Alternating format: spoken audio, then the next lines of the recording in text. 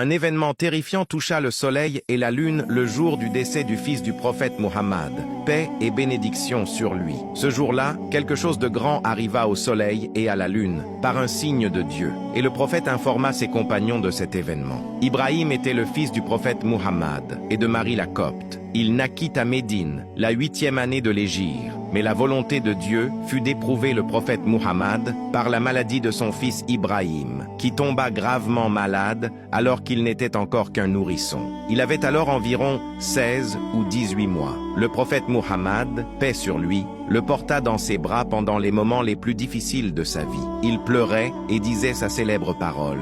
Les yeux versent des larmes, le cœur est affligé, mais nous ne disons que ce qui plaît à notre Seigneur. Puis Ibrahim rendit l'âme dans les bras du prophète, paix sur lui. À ce moment-là, un grand phénomène se produisit concernant le soleil. Les Arabes associaient à l'époque les phénomènes célestes à la naissance ou à la mort des grands personnages. Ainsi, certaines personnes dirent que le soleil s'était éclipsé à cause de la mort du fils du prophète Muhammad. Lorsque le prophète Muhammad entendit ces paroles, il monta sur le minbar et dit « Le soleil et la lune sont deux signes parmi les signes de Dieu. Ils ne s'éclipsent ni pour la mort, ni pour la naissance de quelqu'un. » Ainsi, le prophète voulut montrer aux gens que les phénomènes naturels n'ont aucun lien avec la mort de qui que ce soit, mais qu'ils se produisent uniquement par l'ordre de Dieu et pour une sagesse cosmique que lui seul connaît. Ils ne sont pas liés aux événements humains sur terre. Dieu a voulu que les enfants du prophète Muhammad, paix sur lui, meurent durant sa vie, alors qu'ils étaient encore jeunes, afin que les gens ne croient pas que la prophétie serait transmise à l'un de ses fils après sa mort. Le prophète Muhammad pleura son fils, et pourtant, il était l'homme le plus fort dans sa foi en Dieu.